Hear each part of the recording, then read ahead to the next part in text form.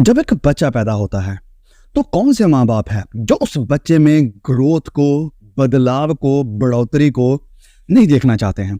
और अगर एक बच्चे में तो कोई फिजिकल चेंजेस नहीं आ रहे हैं, फिजिकल बदलाव नहीं आ रहे हैं, शारीरिक बढ़ोतरी दिखाई नहीं दे रही है, तो उसके माँ बाप को चिंता होना, फिक्र होना लाजमी है। और उस बच्चे को वो डॉक्टर के पास लेकर जाएंगे कि प्लीज चेक करें, देखें कि हमारे बच्चे में प्रॉब्लम क्या है, ये क्यों ग्रो नहीं हो रहा है। और ये सेम चीज अप्लाई होती है हमारी आत्मिक जिंदगी के लिए भी। हम जितने भी खुदाम से यीशु में पैदा हुए हैं, जितनों ने भी नए सिरे से जन्म लिया है, जिन्होंने मुझसे यीशु को कबूल है अपने जिंदगी में, हम सबकी जिंदगी में हमारे स्वर्गीय पिता चाहते हैं कि कोई ग्रोथ दिखाई दे, कोई चेंजेस यानी बदलाव दिखाई दे, आत्मिक बढ़ोतरी दिखाई दे। अब यही चीजों को लेकर हम आगे बढ़ने वाले हैं, इस मैसेज में डिस्कस करने वाले हैं। लेकिन उससे पहले मैं चाहता हूं कि हम दो आयतों को वचनों से जरूर पढ़ें। और वो वचन है फिलिपियों अध्याय 3 वचन 12, 13 और 14 से हम पढ़ेंगे। सो प्लीज अगर आपकी बाइबल आपके पास है जरूर खोलें मेरे साथ। तो वचन 12 से मैं शुरू करूंगा। लिखा है यहां पर, ये मतलब नहीं कि मैं पा चुका हूं, मतलब ये नहीं है कि मैं पा चुका हूं या मैं सिद्ध हो चुका हूं, मैं परफेक्ट हो चुका हूं। संत पौलुस कहता है कि ऐसा नहीं है, पर उस पदार्थ को पकड़ने के लिए दौड़ा चला जाता हूं। अब इस वर्ड को निकालें, इसे साइड कर लें। ये वर्ड पर यानी बट यानी लेकिन, ओके, तो इस वर्ड को ध्यान में रखें। वो कहता है कि लेकिन, पर, परंतु मैं उस पदार्थ को पकड़ने के लिए दौड़ा चला जाता हूं जिसके लिए मसीह यीशु ने मुझे पकड़ा था। हे भाइयों, मेरी भावना ये नहीं है कि मैं पकड़ चुका हूं, परंतु केवल ये एक काम करता हूं। फिर वो कहता है कि परंतु ऐसा नहीं है कि मैं उस निशाने को पकड़ चुका हूं, पर, लेकिन, बट केवल ये काम करता हूं, जो बातें पीछे रह गई उनको भूलकर आगे की बातों की ओर बढ़ता हुआ निशाने की ओर दौड़ा चला जाता हूं। निशाने की ओर दौड़ा चला जाता हूं। अब जैसे मैंने शुरुआत में कहा कि एक बच्चे में मैच्योरिटी का दिखाई देना, ग्रोथ का, बढ़ोतरी का, बदलाव का दिखाई देना लाजमी है, बहुत ही जरूरी है। इसी तरह से हमारी आत्मिक जिंदगी के लिए भी बदलाव का, बढ़ोतरी का, चेंजेस का दिखाई देना बहुत ही जरूरी है। So the title of this message is growing in maturity, कि मैच्योरिटी में बढ़ना या हमारे अंदर आत्मिक बढ़ोतरी का दिखाई देना। नो, जब हम इस वचन 12 को पढ़ रहे हैं तो संत पौलुस यहां पर कह रहे हैं कि मतलब ये नहीं कि मैं पा चुका हूं या सिद्ध हो चुका हूं। वो कह रहा है कि मैं सिद्ध नहीं हुआ हूं, मैं परफेक्ट नहीं हुआ हूं। अब इन वचनों को लिख कौन रहा है? ओके, ये बताना बहुत जरूरी है। इस वचन को लिख रहे हैं संत पौलुस। अब ये संत पौलुस कौन है? वेल, तो अगर आप पूरे इतिहास को जानते हैं तो संत पौलुस यहूदियों के एक जो फरीसी ग्रुप था उसका एक हिस्सा था, यानी वो फरीसियों से था। अब ये वचनों से बहुत ही अच्छी तरह से वाकिफ है और ये मसीहों को मारने वाला, इनके ऊपर अत्याचार करने वाला है। क्यों? क्योंकि ये यहूदी है और ये मानता था कि ये जो क्रिश्चियंस है, ये जो नया ग्रुप शुरू हो रहा है, ये हमारे खिलाफ है, हमारे मजहब के खिलाफ है। और इस कारण वो क्रिश्चियनिटी को यानी मसीहत को, इस नए खड़े हो रहे पंथ को खत्म कर देना चाहता था। लेकिन परमेश्वर प्रभु यीशु मसीह इसे दिखाई देते हैं, इससे वार्तालाप करते हैं और उसी दरमियान संत पौलुस की जिंदगी बदल जाती है। प्रेरितों के काम अध्याय 9 से आप इसे पढ़ सकते हैं पूरी कहानी को।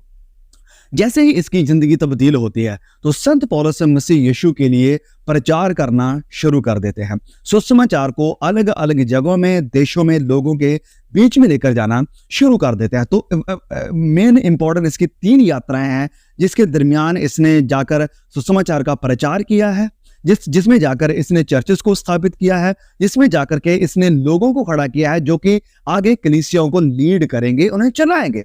और इन्हीं यात्राओं के दरमियान उसका ये जो सफर है सुसमाचार के प्रचार को फैलाने का या चर्चेस को स्थापित करने का, ये कोई आसान या इजी सफर नहीं है। इसके दरमियान उसे बहुत सारी कठिनाइयों का, मुश्किलों का, मुसीबतों का, परसिक्यूशन का, स्ताव का और कई तरह की कठिनाइयों का सामना करना पड़ा है। सारे स्ताव को सहते हुए भी वो ये सब काम कर रहा है। कई बार इसे जेल में जाना पड़ा है, कई बार इसे बैंतों की मार पड़ी है और कई तरह के इसके ऊपर स्ताव आए हैं। अब जेल में बैठे हुए वो इस वचन को लिख रहा है, फिलिपियों के खत को, और जेल में बैठे हुए वो क्या कहता है? वचन 12 में वो कहता है कि मतलब ये नहीं है कि मैं पा चुका हूं, उस निशाने को मैंने हासिल कर लिया है। वो ये कह रहा है कि मैं अब परफेक्ट नहीं हो गया हूं, मैं सिद्ध नहीं हो गया, आई एम नॉट परफेक्ट, मैं सिद्ध नहीं हूं। लेकिन जो आगे वो बात कहता है वो बहुत जरूरी है। वो कहता है कि पर, लेकिन उस पदार्थ को पकड़ने के लिए दौड़ा चला जाता हूं। और वचन 4 में वो कहता है कि निशाने की ओर मैं दौड़ा चला जा रहा हूं। I am pressing on. इससे पहले कि हम आगे बढ़े, इस चीज से हम एक चीज तो जरूर देख रहे हैं, संत पौलुस भले ही उसने मसीह यीशु के लिए बहुत कुछ किया है, भले ही उसने बहुत सारा सुसमाचार लोगों को सुनाया है, भले ही मसीह यीशु के लिए उसने बहुत कुछ सहा है अपने बदन के ऊपर, भले ही बड़ी ह्यूमिलिएशन का, बदनामी का, मार पिटाई से सामना करना पड़ा है, लेकिन इसके बावजूद भी वो कहता है कि मैं दौड़ा चला जाता हूं। मतलब कि वो बैठा नहीं है, रुक नहीं गया है, वो खड़ा नहीं हो गया है, सो नहीं गया है, आराम नहीं कर रहा है। वो कह रहा है कि मैं दौड़ा चला जाता हूं। दौड़ना जरूरी है। मेरे प्रिय भाइयों और बहनों, आप हो सकता है पता नहीं अपने मसीह के लिए क्या क्या किया हो, कितने लंबे समय से सेवा कर रहे हो, लेकिन आज का सवाल क्या है? क्या आप दौड़ में अभी भी कंटिन्यू कर रहे हैं? अभी भी आप रेस में हैं, दौड़ रहे हैं, दौड़े चले जा रहे हैं उस निशाने को हासिल करने के लिए? अब आपका सवाल ये होगा कि ये निशाना क्या है, कौन सा है ये निशाना जिसके संत पौलुस यहां पर बात कर रहे हैं? वेल, तो जब आप आएंगे रोमियो अध्याय 8 और उसके वचन 29 को पढ़ेंगे, तो यहां पर वो कहता है जिस काम के लिए मसीह ने, वचन संत पौलुस कह रहा है कि जिस काम के लिए मसीह ने मुझे पकड़ा है, और किस काम के लिए मसीह ने पकड़ा है उसे? यस, ऑफ कोर्स, सुसमाचार का प्रचार करने के लिए, लेकिन द मोस्ट इंपॉर्टेंट थिंग, सबसे जो जरूरी चीज है वो प्रचार करना नहीं है। सबसे जरूरी चीज है मसीह यीशु के लिए दुख उठाना नहीं है। सबसे जरूरी है मसीह यीशु के स्वरूप में निकल कर आना, यानी मसीह यीशु की तस्वीर पर निकल कर आना, मसीह यीशु जैसे होना। तो जब आप, जैसे मैं इस वचन की तरफ आपको लेकर आ रहा हूं, रोमियो अध्याय 8 वचन 29, यहां पर वो कहता है, रोमन्स चैप्टर 8 वर्स 29, क्योंकि जिन्हें उसने पहले से जान लिया है। और अब इस खत को भी कौन लिख रहा है? संत पौलुस लिख रहा है। वो क्या कहता है कि जिन्हें उसने पहले से जान लिया है, उसने जाना है जिसने, जिन लोगों को परमेश्वर ने उन्हें पहले से ठहराया है, पहले से ही दे हैव बीन प्रीडिस्टाइंड। किस चीज के लिए उन्हें पहले से ठहराया है? नरक जाने के लिए, स्वर्ग जाने के लिए? नहीं नहीं नहीं नहीं। बहुत से लोग इस आयत को लेते हैं और इसकी एक गलत डॉक्ट्रिन यानी सिद्धांत खड़ा कर बैठे हैं, लेकिन वचन असल में ये नहीं कहता है। वचन में क्या कहता है कि उसने हमें जिन लोगों को उसने पहले से जान लिया है, उसने उन्हें ठहराया भी है, प्रीडिस्टाइंड है। वो चाहता है, किसके लिए ठहराया है? कि उसके पुत्र के स्वरूप में हों, कि उसके पुत्र के, यानी किसके? मसीह यीशु के स्वरूप में हो, यानी मसीह यीशु के जैसे बने, मसीह यीशु की तस्वीर पर ये लोग निकल कर आए। एग्जाम्पल मसीह यीशु है, और उसकी तरफ दौड़ना और उसके जैसे बनना, उसके जैसा स्वभाव, कैरेक्टर हमारी जिंदगी में होना बहुत ही जरूरी है। इस चीज के लिए परमेश्वर ने हमें पहले से ही ठहराया है कि मैं चाहता हूं कि मेरे चुने हुए, मेरे बुलाए हुए मसीह यीशु के जैसे बने, मसीह यीशु के जैसे बने। और संत पौलुस कहता है कि ऐसा नहीं कि मैं परफेक्ट हो गया हूं, मैं मसीह यीशु के जैसे सिद्ध हो गया हूं, कामिल हो गया हूं, कंप्लीट हो गया हूं। वो कहता है कि नहीं, लेकिन ये बात जरूर है कि मैं दौड़ रहा हूं, इस दौड़ में हूं, मैं दौड़ा चला जाता हूं। किस चीज के लिए? कि मैं मसीह यीशु के जैसे बन जाऊं। एक एथलीट अगर रेस चल रही है, तो रेस के दरमियान वो बैठकर ये नहीं कहेगा कि चलो मैं थोड़ी रेस्ट कर लेता हूं, थोड़ा पानी पी लेता हूं, ड्रिंक्स ले लेता हूं। नहीं, वो दौड़ा चला जाएगा, वो रुकेगा नहीं, वो खड़ा नहीं होगा।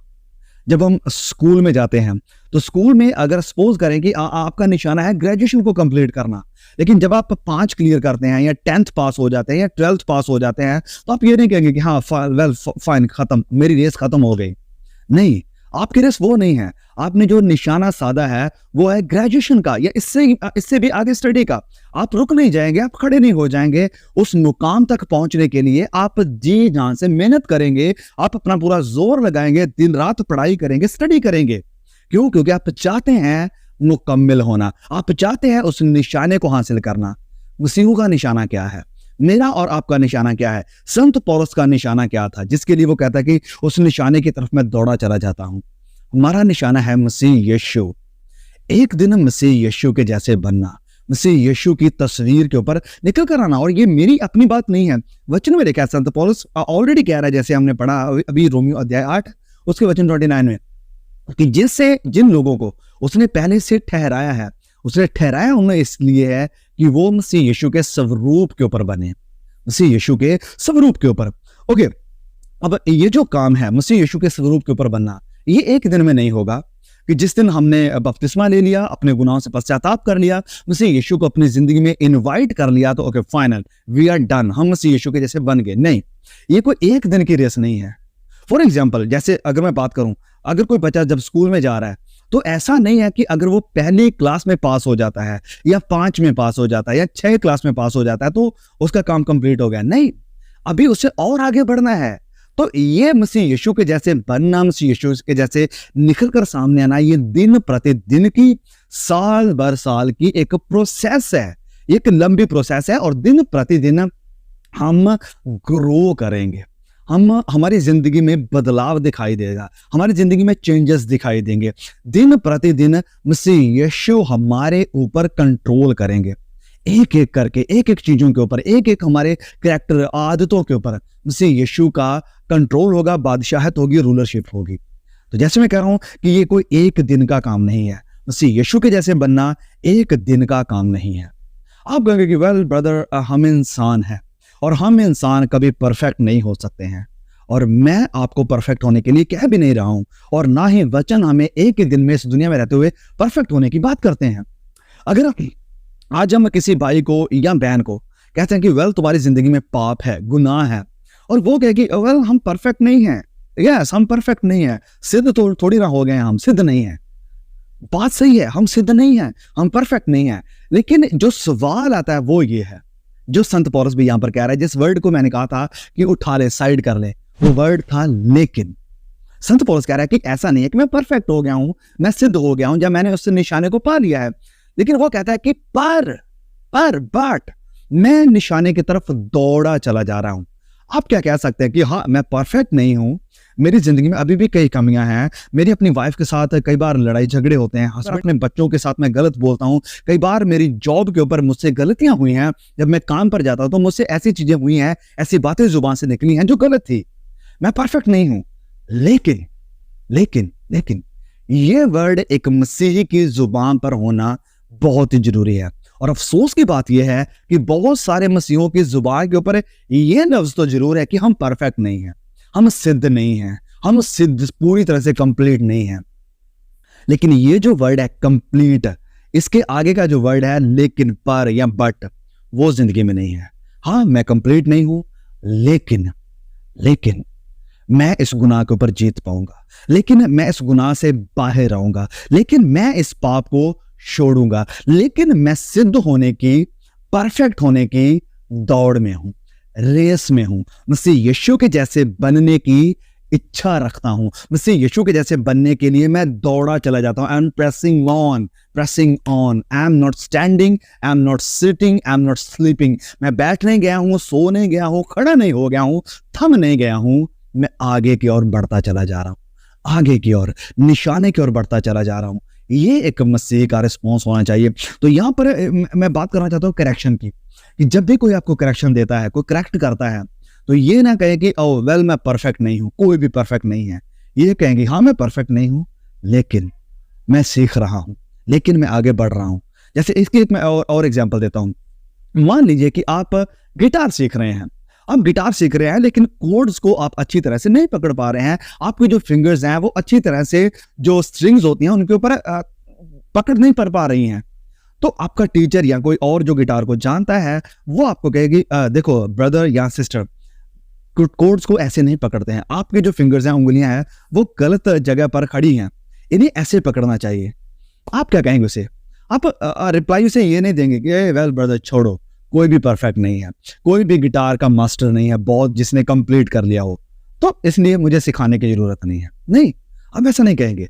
आप कहेंगे कि हाँ मैं भी सीख रहा हूं, मैं परफेक्ट नहीं हूं, प्लीज मुझे बताएं, मैं सीखना चाहता हूं, लेकिन मैं आगे बढ़ना चाहता हूं, लेकिन मैं गिटार को कंप्लीट करना चाहता हूं। और जो इंसान करेक्शन के लिए ओपन है, करेक्शन को स्वीकार करने के लिए तैयार है, वही इंसान है जो आगे बढ़ भी जाएगा। वही इंसान है जो अपने अंदर कमी को देखेगा, वही इंसान है जो अपने अंदर गुनाह को देखेगा, वही इंसान है जो अपने आप को परखेगा, जांचेगा, देखेगा कि हाँ मुझ में ये कमी है, मुझे इसमें से बाहर आना है। संत पौलुस जैसे इंसान जितनों इतनी सेवकाई करी, इतना कुछ मसीह यीशु के लिए सहा, इतने चर्चेस को स्थापित किया, सिर्फ यही नहीं बाइबल की कई पत्रियों को यानी किताबों को लिखा, वो संत पौलुस भी कह रहा है कि अभी मैं सिद्ध नहीं हो गया हूं, अभी मैं परफेक्ट नहीं हो गया हूँ और इस कारण मैं खड़ा नहीं हो गया कि हाँ चलो भाई छोड़ो, अब तो और आगे बढ़ने के लिए कुछ है नहीं, इतना काम कर लिया, इतनी सेवकाई कर ली, इतना प्रचार सुना दिया लोगों को, इतनी पत्रियां लिख दी, तो अब रेस्ट करने का टाइम है। नहीं, वो कहता है कि अभी भी मैं निशाने की तरफ दौड़ा चला जाता हूँ, अभी भी मैं निशाने की तरफ दौड़ा चला जाता हूँ, मैं मसीह यीशु के जैसे बनने के प्रयास में हूँ, मैं मसीह यीशु के जैसे बनना चाहता हूँ। ओके, तो उस संत पौलुस का ये गोल था, निशाना उसका क्या था? मसीह यीशु के जैसे बनना। अब एक और सवाल जिसका हमें जवाब देना चाहिए वो ये है, आपका निशाना क्या है? What is your goal in your life? आपकी जिंदगी में आपका निशाना क्या है? कई लोगों का निशाना इस दुनिया में है पैसा कमाना, कई लोगों का निशाना इस दुनिया में है अमेरिकन ड्रीम। अमेरिकन ड्रीम मतलब कि किसी बड़े देश में जाकर सेटल होना, जो कि बड़ा इन्फ्लुएंशियल देश है, बड़ा प्रभावी देश है, उसमें जाकर सेटल होना, अच्छी जॉब पाना, अच्छा घर होना और अच्छी फैमिली होना। दैट्स इट, मेरा ये गोल है।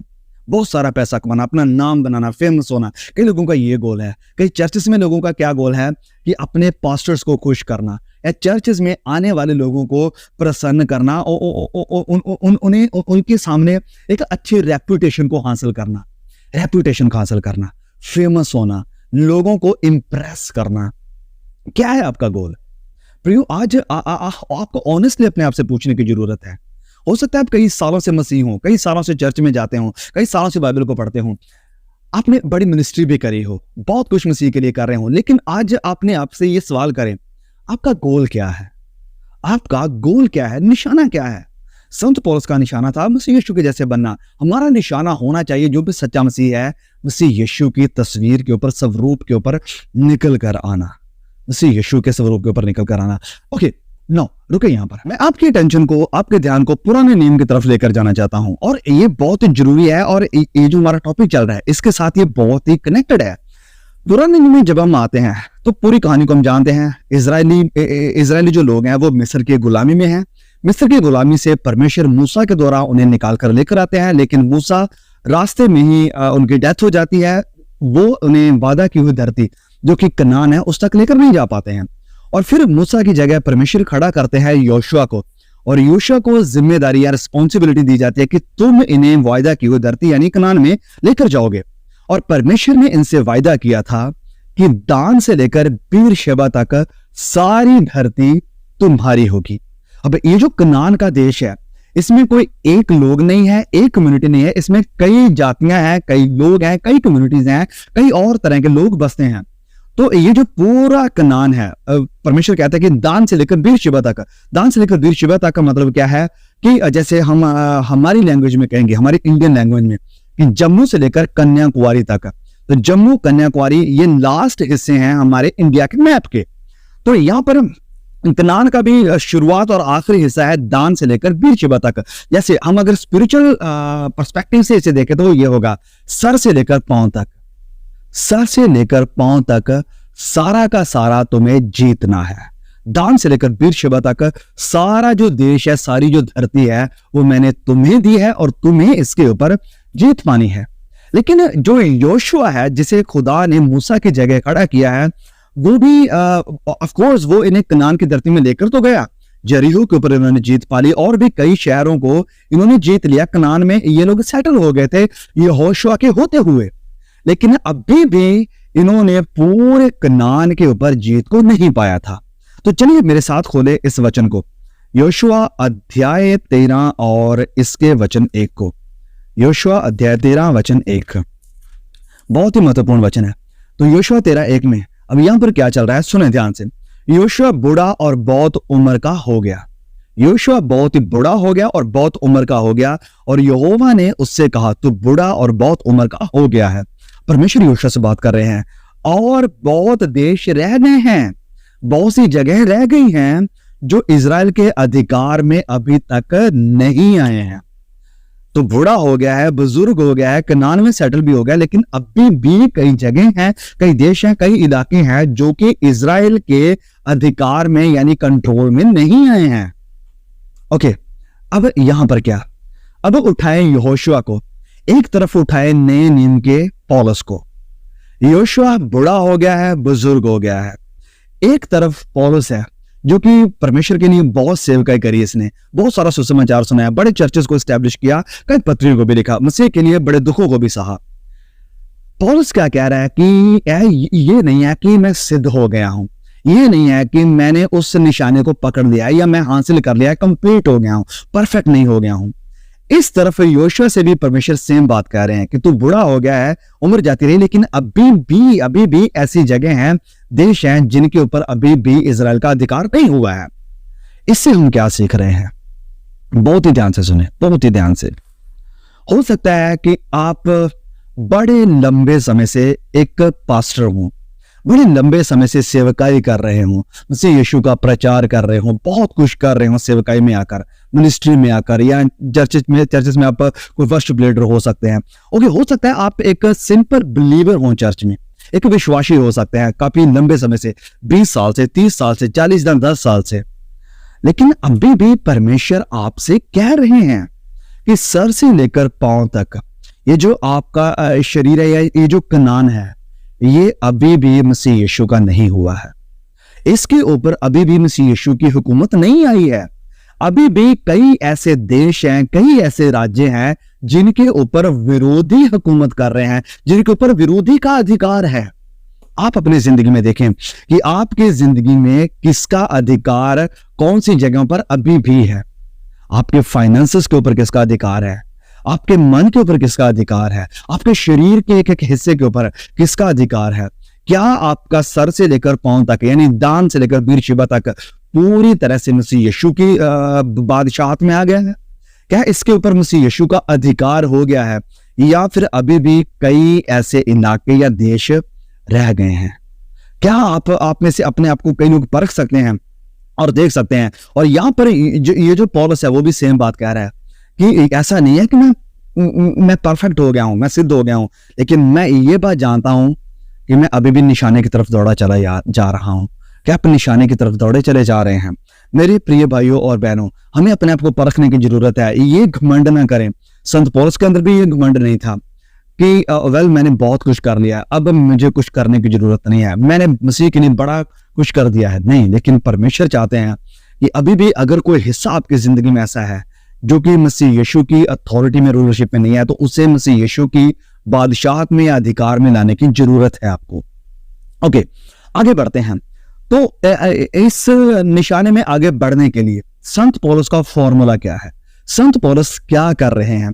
तो जब आप आगे पढ़ेंगे वचन 13 में, तो संत पौलुस फॉर्मूला बताते हैं कि उस निशाने की तरफ आगे बढ़ने के लिए वो क्या काम कर रहे हैं।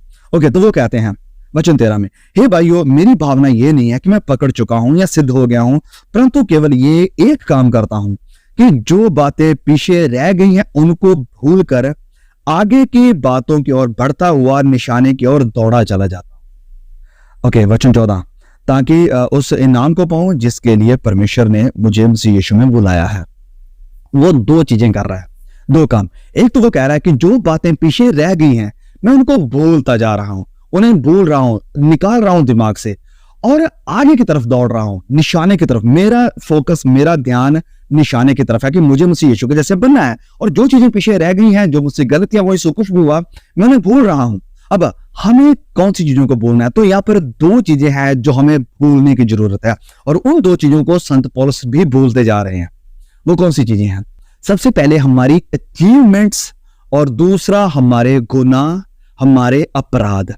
हमारी अचीवमेंट्स और हमारे अपराध, इन दोनों को हमें भूलना है। अचीवमेंट्स क्या? मैंने मसीह के लिए बड़े चर्चेस खड़े कर दिए हैं। मैंने मसीह यीशु के लिए बड़ा लोगों को सुसमाचार सुनाया है। मैं इस जगह गया, उस जगह गया, इतने देशों में, उतने स्टेट्स में मैंने मसीह यीशु का प्रचार किया है। इतने लोग मेरे साथ यूट्यूब के ऊपर जुड़े हुए हैं। ये हमारी अचीवमेंट्स हैं। इन सब को भूलना है, इन सब को साइड करना है। संत पौलुस भी यही काम कर रहा है, वो अपनी अचीवमेंट्स को भूल रहा है। योशुआ की जिंदगी में देखे तो ऑफ कोर्स परमेश्वर जानते हैं, और योशुआ को भी पता है कि हमने यरीहो के ऊपर जीत पा ली है, और भी कई ऐसे शहर हैं, कई ऐसी जगह हैं जिनके ऊपर हम जीत पा चुके हैं। लेकिन भूलो उन्हें कि तुम्हें किन के ऊपर जीत पानी है। आगे की तरफ देखो कि अभी भी कई देश हैं जिनके ऊपर जीत पाना बाकी है। निशाने की तरफ ताकना, आगे की तरफ दौड़ना जरूरी है। मेरे प्रिय भाइयों और बहनों, मायने नहीं रखता है कि अगर आप कोई एक पास्टर है, कोई सेवक है, या कोई मिनिस्टर है, कितने साल से आप मिनिस्ट्री में हैं। मायने ये रखता है कि आज आपका फोकस कहां पर है? क्या आप अपने अतीत में या पास्ट में या पीछे जो चीजें करी आपने, क्या आपका ध्यान उस तरफ है कि हाँ मैंने ये किया था, वो किया था, या आप इन चीजों को पीछे छोड़कर आगे की तरफ देख रहे हैं कि मुझे मसीह यीशु के जैसे बनना है, मुझे और प्रार्थना में बढ़ना है, मुझे और मसीह यीशु के साथ टाइम स्पेंड करना है, मुझे अपनी जिंदगी में कई ऐसे हिस्से हैं जो कि अभी भी विरोधी के अधिकार में हैं, मुझे उनके ऊपर भी जीत पानी है। तो सबसे पहली बात कि अपनी जो अचीवमेंट्स हैं, जो हमने हासिल किया है विश्वास में रहते हुए या आत्मिकता में, हमें उन सबको भूलना है। दूसरी चीज जिसे हमें भूलना है वो है हमारे अपराध, हमारी गलतियां। ध्यान से सुने, ये बहुत ही जरूरी है। संत पौलुस की जिंदगी में एक कांटा था। अब वो कांटा एक्चुअली में है क्या? बहुत से लोग, बहुत से थियोलॉजियन, बहुत से बाइबल स्कॉलर इसको लेकर गैस करता है कि ओके वो ये था या वो था। ओके, हम उस डिस्कशन में नहीं पढ़ने वाले हैं, लेकिन हम इस बात को जानते हैं कि उसकी जिंदगी में एक कांटा था जिससे वो चाहते थे, जिसके लिए वो प्रार्थना भी करते थे कि परमेश्वर हो सके तो प्लीज इस कांटे को मेरी जिंदगी से निकाल दे। लेकिन परमेश्वर ने से क्या कहा कि मेरा अनुग्रह तेरे लिए काफी है, उस कांटे को दूर करना जरूरी नहीं है। हमारी जिंदगी में भी बहुत सारे कांटे हैं हमारे अतीत में, जैसे मैंने कहा अपराध और हमारे पाप गुनाह, बहुत सारे ऐसे कांटे हैं। मैंने अगर अपनी बात करूं तो मैंने अपने अतीत में, अपने पास्ट में ऐसी गलतियां करी हैं, ऐसे गुनाह करे हैं, ऐसी चीजें करी हैं जो कि अभी भी मेरे यहां दिमाग में है। अभी भी मुझे क्लियरली याद है कि बचपन से लेकर आज तक अगर मैं अपनी पूरी रील को, मूवी को देखता हूं तो मुझे एग्जैक्टली याद है कि मैंने क्या क्या किया है, और उन चीजों को लेकर मैं शर्मिंदा भी हूं। मुझे बड़ी गिल्टी फील भी होती थी, यस होती थी। मुझे सब याद है कि मैंने क्या क्या किया था। अब मैं कई बार सोचता हूं, कई बार इस चीज के लिए प्रार्थना करी, सोचता हूं कि परमेश्वर ये जो कांटा है, ये जो पास्ट है, ये जो पास्ट के मेरे एक्सपीरियंसेस हैं, पास्ट में मेरे अपराध हुए या गलतियां या गुनाह जो मुझसे हुए हैं, हो सके तो ये जो मेमोरी है इसे मिटा दे, इसे पूरी तरह से इरेज कर दे मोबाइल से, जैसे हम पूरी तरह से डेटा क्लियर कर देते हैं। हो सके तो ये जो मेरे बैड एक्सपीरियंस हैं या गलतियां, गुनाह, अपराध हैं, हो सके तो इन सब को इरेज कर दे, फॉर्मेट मार दे इसके ऊपर, इसे क्लियर कर दे। लेकिन ऐसा हुआ नहीं है, वो अभी भी मेरे दिमाग में है, मुझे पता है उनके बारे में, मुझे याद है सब कुछ। परमेश्वर ऐसा क्यों नहीं कर रहे हैं? आपके साथ भी सेम चीज है, आपके साथ भी सेम चीज है। परमेश्वर ऐसा क्यों नहीं कर रहा है? परमेश्वर उस पास्ट के जो हमारे एक्सपीरियंस उसे मिटाते क्यों नहीं है? वो जो कांटा है जो हमें चुभता है उसे मिटाते क्यों नहीं है? वेल, दो कारणों के कारण, दो कारण है इसके।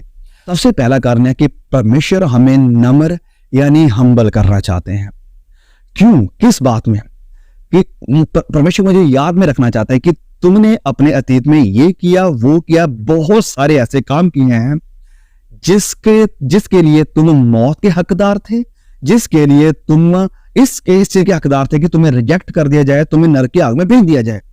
लेकिन फिर भी तुम्हारे अतीत के गुनाहों के बावजूद भी मैंने तुमसे प्यार किया, मैंने तुम्हें चुना, मैंने तुम्हें अपना बनाया, मैंने तुम्हें अपने कामों के लिए खड़ा किया, अपने कामों के लिए इस्तेमाल कर रहा हूं। और ये मेरे लिए ऐसी चीज है जो मुझे नम्र बनाकर रखती है। इसके साथ मेरी जिंदगी में कभी घमंड नहीं आएगा। क्यों? क्योंकि मैं अपनी औकात को जानता हूं, मैं जानता हूं कि मैं क्या था और कैसा इंसान था। फिर भी परमेश्वर ने मुझसे प्यार किया, मेरे ऊपर अपना अनुग्रह बरसाया और मुझे अपने कामों के लिए खड़ा किया, और ये मुझे हम्बल करेगा। इस कारण मेरी जिंदगी में कभी घमंड नहीं आ सकता है। दूसरी बात है, जो कुछ भी मैं फिर करूंगा, जो कुछ भी परमेश्वर मेरी जिंदगी के थ्रू करेंगे, मेरे द्वारा करेंगे, इसमें कभी भी मुझे महिमा नहीं जाएगी। कभी भी मैं ये नहीं कह सकता कि हाँ मैंने ये किया, ओके देखो मैंने वो कर दिया। नहीं, क्योंकि मैं जानता हूं कि मैं कौन था, कैसा था, मैं जानता हूं। इस कारण सारी जो महिमा है वो परमेश्वर को ही जाएगी। क्यों? क्योंकि सब कुछ करने वाले परमेश्वर ही हैं और वो कर मेरे थ्रू रहे हैं। इस कारण मेरा कोई घमंड नहीं है। तो ये दो कारण है कि परमेश्वर हमारे जो पास्ट एक्सपीरियंसेस हैं उन्हें नहीं मिटाते हैं। वो कहते हैं कि मेरा अनुग्रह तुम्हारे लिए काफी है। तो एक हमें नमन करने के लिए, और दूसरा ये कि सारी जो महिमा है वो हमारी तरफ ना आए, वो उसी के पास जाए जिसके सामर्थ्य के द्वारा, अनुग्रह के द्वारा सब कुछ हो रहा है। नौ, इन चीजों को साइड करें तो फिर जो हमारे पुराने एक्सपीरियंस है, जो अभी भी दिमाग में है, अभी भी वो काम जो हमें याद है जो हमने किए, अपराध, पाप, गुनाह, कोई भी हो सकता है, बड़े भद्दे हो सकते हैं वो, तो उनका फिर क्या? तो कई लोग क्या करते हैं, उसी गिल्ट के साथ अपनी जिंदगी गुजारते रहते हैं कि ओ वेल, मैंने तो ये किया था, मैंने वो किया था, इसलिए मैं किसी भी चीज के काबिल नहीं हूँ, लायक नहीं हूँ, तो मैं तो इसी चीज के लायक हूँ कि मुझे मार दिया जाए, मैं शर्मिंदा हूँ, ये हूँ वो। नहीं, परमेश्वर कभी भी नहीं चाहते हैं कि हम गिल्ट में यानी दोष भरी आत्मा में अपनी जिंदगी गुजारें। क्यों? क्योंकि हमारे गुनाह, हमारी बदियां, हमारे अपराध ऑलरेडी मसीह यीशु के लहू बहाए जाने के द्वारा क्लियर हो गए हैं। जब मसीह यीशु ने कहा इट इज फिनिश्ड, कि पूरा हुआ, तो उसमें जो हमारे अकाउंट था, ये जो बदी का, बदकारी का, गुनाह का, पाप का हमारा जो अकाउंट था, वो क्लियर हो चुका है। उसे प्रभु यीशु ने माफ कर दिया है, उसे उस खाते को पूरी तरह से साफ कर दिया है। अब वो जो पाप का जो अकाउंट है वो हमारे खिलाफ नहीं है, उसका जो बिल वो हमारे खिलाफ नहीं बोलता है। इस कारण हम उस गिल्ट में कभी भी नहीं रह सकते। क्यों? क्योंकि हम माफ कर दिए गए हैं, हम धोकर लहू के द्वारा साफ कर दिए गए हैं, और हमें मसीह यीशु ने स्वीकार कर लिया, अपने बेटे और बेटियां बना लिया है, और हमें अब उसने अपने कामों के लिए खड़ा किया है, अपना अनुग्रह हमारे ऊपर दिया, अपने पवित्र आत्मा की सामर्थ हमें दी है। इस कारण हम अब इस कॉन्फिडेंस में हैं, हाँ, हम माफ हैं, हम माफ है, मसीह यीशु के सामने धर्मी सिद्ध हो चुके हैं। अपनी धार्मिकता नहीं, लेकिन मसीह यीशु की धार्मिकता को लेकर उसने हमारी बदी के चोले को अपने ऊपर लिया, और उसका जो धार्मिकता का, पवित्रताई का चोला था, वो हमें दे दिया है। अब हम पवित्र हैं, धर्मी हैं, शुद्ध हैं मसीह यीशु के द्वारा। इस कारण हम गिल्ट में नहीं जिएंगे, इस कारण हम दोष भरी आत्मा में रोते चिल्लाते नहीं रहेंगे, अफसोस नहीं करेंगे। क्यों? क्योंकि हम जानते हैं कि हम अब माफ कर दिए गए हैं, हम माफ कर दिए गए हैं। तो प्लीज मेरे भाइयों और बहनों, जैसे संत पौलुस यहां पर कह रहे हैं कि मैं ये दो काम करता हूं। पहला, कि जो पुरानी बातें, अतीत की बातें, उन्हें मैं भूल कर जो निशाना है उसकी तरफ दौड़ा चला जाता हूं। निशाना क्या? प्रभु यीशु मसीह के स्वरूप के ऊपर बनना, ढलना। आपका निशाना क्या है? जैसे मैंने ऑलरेडी पहले पूछा, आप क्या मसीह यीशु की तस्वीर में दिन प्रतिदिन ढल रहे हैं? Are you growing in maturity? क्या आपकी जिंदगी में आपने, अगर हो सकता है 5 साल पहले, 10 साल पहले, 20 साल पहले मसीह यीशु को कबूल किया था, नए सिरे से पैदा हुए थे, बपतिस्मा लिया था, अपने गुनाहों से पश्चाताप किया था, क्या आपकी जिंदगी में आज कोई चेंजेस है? क्या आप दिन प्रतिदिन बदलाव को या ग्रोथ को अपनी जिंदगी में देख रहे हैं? क्या सर से लेकर पांव तक, दान से लेकर बीरशिबा तक पूरा जो हिस्सा है उसके ऊपर मसीह यीशु का अधिकार हुआ है? या अभी भी कई ऐसी चीजें हैं आपकी जिंदगी में जिनके ऊपर आपका अधिकार है, जिनके ऊपर आपकी इच्छाओं का अधिकार है, जिनके ऊपर आपके शरीर का अधिकार है, जिनके ऊपर विरोधी का यानी शैतान का अधिकार है? कौन सा वो एरिया है आपकी जिंदगी का जो कि अभी भी मसीह यीशु की या पवित्र आत्मा की हुकूमत में आना बाकी है? परखें अपने आप को और इस निशाने की तरफ दौड़े चले जाएं। ये बहाना ना दें कि परफेक्ट नहीं हूं, वरन ये कहें कि हाँ, मैं परफेक्ट नहीं हूं, लेकिन मैं निशाने की तरफ दौड़ा चला जाता हूं। I am pressing on to perfection, I am running towards the goal. मैं निशाने की तरफ दौड़ लगा रहा हूं। ओके, सो आज के लिए इतना ही। मैं चाहता हूं कि प्लीज आप इस मैसेज को और भी भाई बहनों तक जरूर पहुंचाएं। फिर से जल्द मिलेंगे एक और नए वीडियो के साथ। तब तक के लिए खुदा का अनुग्रह मेरे ऊपर, आप सबके ऊपर बना रहे। आमीन।